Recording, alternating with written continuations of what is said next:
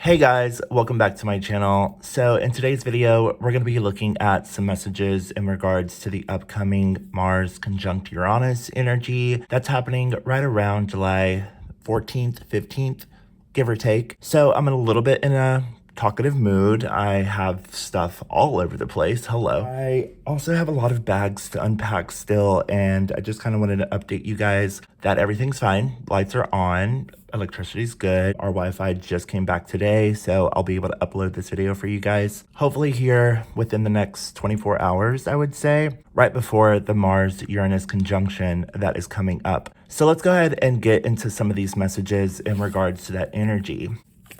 So as you guys know, or maybe you don't, Capricorn, we do have Uranus and both Mars in Taurus, and they are both in your 5th house of creativity, love, romance, mostly creativity, but we're going to be more so looking at the overall messages in regards to this energy. And I do apologize, you guys, like, since I filmed those last 2 videos, I have been like, oh my gosh, trying to make sure that everything is where it needs to be. So let's go ahead and take a look here. So the first card out is the 5 of Cups. Nothing to be alarmed.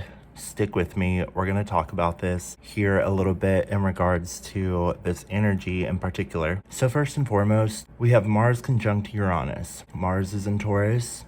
Mars is a planet of action. It can sometimes represent frustrations on some level. It could also represent volatility, things of that nature. Conjunct Uranus, which is unexpected changes, disruptions. So with the 5 of Cups card here, as you can see, there's these 3 cups that are spilt over, and there's still 2 cups that are standing upright. Now, you may be feeling a sense of, what I'm getting here is like frustration on some level. In regards to that energy, this is not something that you have to necessarily be alarmed of. It's more something that you have to kind of work through in order to realign your focus and your energy moving forward. So I wanted to let you guys know that some of you guys reached out to me through emails and things like that, checking on me and stuff like that, and I really appreciate that. I wanted to mention that here and say thank you guys so very much. And I know that some of you guys have also been reaching out to me as well in regards to the energy and the astrology currently happening. And because a lot of you guys reached out to me, of course, I wasn't going to leave you guys hanging or anything of that nature. I appreciate you guys looking to me for particular messages. I do kind of assume as well that some of you either know astrology or watch other astrology videos and things like that. So you kind of already have like a little bit of an idea as to what's going on. But I do appreciate you coming here to get more messages or more insight and things of that nature, because this is an energy exchange. So with the disruptions that are going on, I can tell you that, like, for someone who just went through like Hurricane Beryl and things like that, I feel like my disruptions kind of came a little bit early. We have the 7 of Wands card here at the bottom of the deck.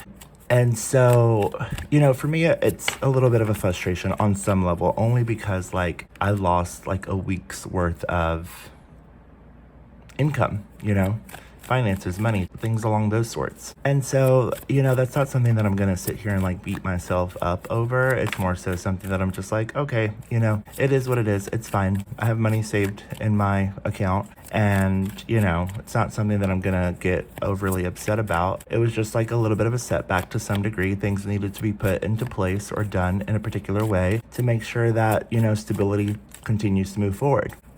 Now, with the Queen of Swords card here, the Queen of Swords is in reverse. You may kind of still be like looking for certain answers, or you may be waiting for like certain things to kind of even back out in a certain way. We do have the moon in Libra currently as the time that I'm uploading this video. So right around the 13th, I want to say, the moon will still be transiting through the sign of Libra, which will be Saturday, July the 13th. So Libra energy is all about, the scales, balancing things out.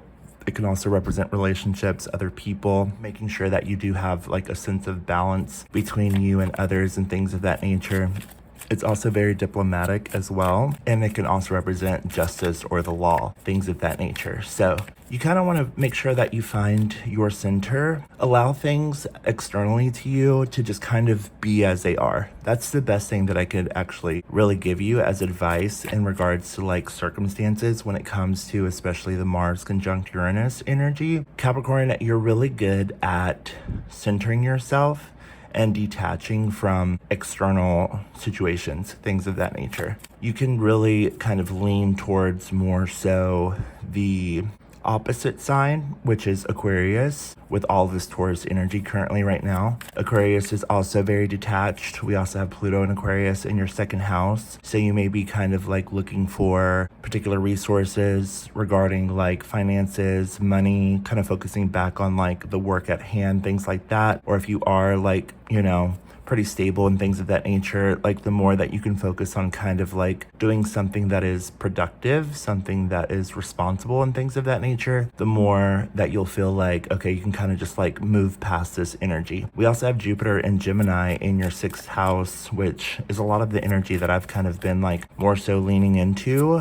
because it does represent like health and like taking care of yourself, things of that nature. So if you want to like harness that energy as well, that's a really good way to kind of take care of yourself, take time out for yourself, do like, you know, a facial cleanse or a spa day, things of that nature. Kind of take it a little bit easy instead of, you know, getting overwhelmed by external things of that nature. We will also have Mars move into Gemini later on this month. We have a couple of transits that we're going to talk about at a later time, like Mars moving into Gemini. And then we also have obviously the full moon in Capricorn, the second full moon in Capricorn of this month, which is very significant. Sorry, I actually flipped it. It was turned up right. So the Ace of Coins, again, like I said, money, resources, power, things of that nature, things that bring you a sense of stability, responsibility, things of that nature. There's an offer here. So anyway, before I get off track, the reason I'm bringing that up is because we do have, again, a second full moon in Capricorn, but then later on at the end of the month, around the 26th, July 26th to be exact, actually, we have Mercury entering into the sign of Virgo in your ninth house of higher education. So the reason that I'm bringing that up in regards to the Mercury Virgo transit, which is coming up way later on at the end of the month, the reason for that is because it will be transiting in your ninth house of higher education, spirituality, broader thinking, foreign travel nonetheless, let's just say. When the moon enters into Scorpio on Sunday, that's when the energy gets pretty intense. That's when the Mars-Uranus conjunction will really kind of more so be very prominent in the energy and the external and things of that nature around you and things like that. So during the moon in Scorpio transit from like Sunday into Monday and Tuesday, that's really when you want to take out some time for yourself, just kind of like not really, you know, just let things happen. Let bygones be bygones or whatever. You know what I mean?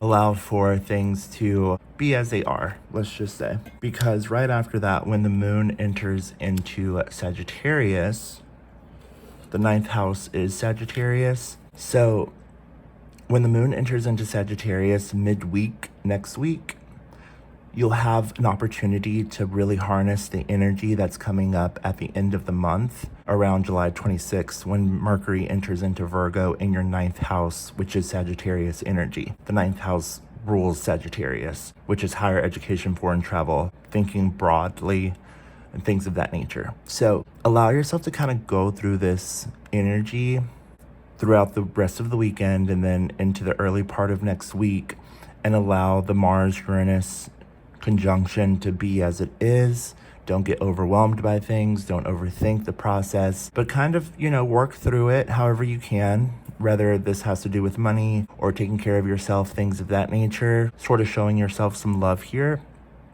And then once the moon enters into Sagittarius midweek next week, you'll be able to kind of harness in the Virgo energy with Mercury entering into Virgo on July the 26th. So what I want you to do is kind of like have a plan or think of a plan. Sagittarius energy is the archer. So imagine like pulling back the bow and launching the arrow into the future. And wherever that arrow lands, obviously Mercury in Virgo, July 26th, when it enters into your ninth house of higher education and foreign travel, that is the energy that you're going to harness and work towards. So once you kind of start to work towards that energy, things will start to make more sense so that this Uranus Mars energy doesn't get the best of you.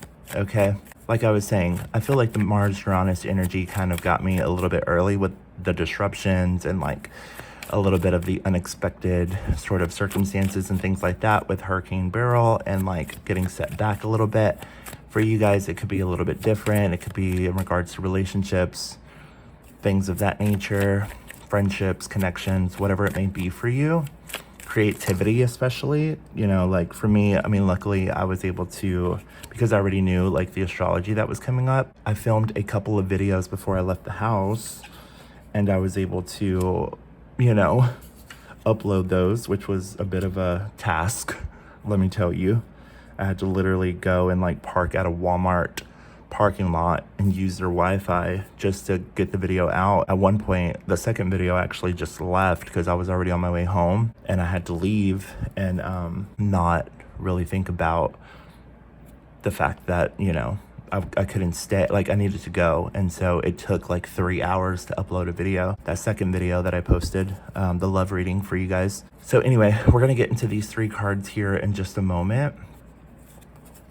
But let's look at these cards here. So we have the 3 of Coins card here. The 3 of Coins does represent work partnerships, partnerships nonetheless, people that you're working with, people that you collab with, people that have like a deep understanding with you, like a trust or bond with you. They're not swaying you in like particular directions or like overstepping boundaries. This is a really good time to really make sure that your boundaries are in place. You don't want like other people's energy like slipping into the cracks of your own energy field and things of that nature. We do have the Fool card here, so there are some things that you're just gonna have to let go or like release, kind of, you know, come to terms with. Make sure that you understand that like it's not your burden or your responsibility to take on other people's things and things of that nature. Stay true to yourself, you know what I mean? You'll know when like there's certain people that work with you and like you can feel like there's a good vibe or good energy, like there's a sense of inspiration and things of that nature. It's good to have those people around you. You know, you can kind of feel like when somebody's energy seems to feel like a little bit draining or it's like sucking the energy out of you in a certain way. You know, come to terms with like the fact that you have to cut those energies out, right? We do have a second full moon in Capricorn. I feel like you've already learned this the first go round. Like you're not here to learn it again. You're more so here to step more into your power when the second full moon comes around. And then we have the Magician card here, which the Magician does represent manifestation, you know, and I don't want to manifest like this energy for you or this vibe in regards to like these disruptions or like the volatility and the unexpected like external circumstances and things of that nature. Like that's not what this is. I'm more so kind of just like sort of, you know, giving you a bit of the knowledge in regards to the astrological energy and things of that nature. We do have the Ace of Cups card here, so I do feel like whatever it is that's going on externally to you, there's a lot of trust and a lot of like understanding initially around you, as long as you have good people around you. And in that, you know, everything's gonna work out just fine, because I do feel like there's a lot of people that kind of rely on you, or there's a lot of people that like trust in you. There's a lot of people that like look up to you in a certain way. And I do feel like, I mean, you are definitely playing a bit of a leadership role here. So there's not necessarily anything to worry about. We do have the Page of Swords, the Queen of Cups. So we have the King and the Queen of Cups card here, which can represent like a relationship. The 8 of Coins, which this does represent work, focusing in on work. And then the 8 of Swords. So there may be something that you're just kind of allowing yourself to break free of. Now, also keep in mind that Mars conjunct Uranus could be very liberating as well in regards to like love and connections and relationships and like being fully inspired to like take on a new way of doing things and like being a bit rebellious as well, like breaking free of this 8 of Swords energy where you may have felt like stuck or like trapped in a certain way. I definitely do feel like you're at the point now where, like, you just kind of know what works for you and what doesn't, like I was saying in a past video here recently in regards to like external energies and things that you don't want to connect with, because like you already know like what does work for you and what is inspiring for you. So keep steady with that energy. We also have the Hangman and the 9 of Swords and the the Knight of Coins and the 9 of Swords and the Hangman. Sorry, you guys. I'm still like a little bit frazzled by traveling several hours out and then coming back, and I mean, even for me, like I'm trying to lean into my sixth house energy with Jupiter and Gemini to like reorganize everything and like unpack and get everything like again in its place, like I was saying in the beginning of this video. So the ninth house energy is at the end of the month. Keep in mind, again, like I said, we do have Mars entering into Gemini and then a full moon in Capricorn, which I'm going to get into at a later time. And then we also have the sun entering into Leo, which is going to be in your eighth house of money, finances, resources, and things of that nature. We already have Mercury and Venus in Leo in your eighth house. So there is a sense here to like transform your finances, your money, things that you're working on. That's going to be like a major focus, especially in August. But we really kind of need to focus in on this energy first in particular to clear some of this, like, you know, a little bit of heavy, stagnant, unreliable, you know, not beneficial energy out so that you can really focus in on the changes that are going to be coming in throughout the second half of July and moving forward. Okay. So I hope that this helped you some. I will be back sometime next week after a lot of this energy, and we'll focus back in on Mars in Gemini because that'll be the first transit coming up after this, and the full moon in Capricorn after that, okay? But keep in mind, again, the moon's entering into Sagittarius midweek next week. That's ninth house energy for you. You know, Sagittarius energy is very, you know, exploratory. It's thinking abroad. It's allowing yourself to tap into a larger picture, to think bigger, so that you can shoot that arrow when Mercury and Virgo enter into your ninth house. All right, you already have Jupiter and Gemini in your sixth house, which is Virgo, which is all about health, taking care of yourself. And then with Mercury and Virgo entering into your ninth house, that's going to help you to expand on the taking care of yourself and to lifting your energy and like really focusing in on like what's important, coworkers, you know, organization, skills, working on yourself, doing what's necessary to take care of yourself. And then Mars and Gemini alongside with Jupiter and Gemini in your sixth house is also going to be in your sixth house. So sorry, Mars and Gemini in your sixth house is just going to amplify more of the energy in your sixth house to take care of yourself even further and to do what is necessary to amplify the energy for yourself to make way for particular changes at a later time. Okay, so I hope that you guys, again, got something from this. I apologize if this was all over the place. I'm sending you guys so much love. Hit the like button, subscribe if you haven't already, if you're new here, and leave a comment down below. I'll talk to you guys very soon. Bye.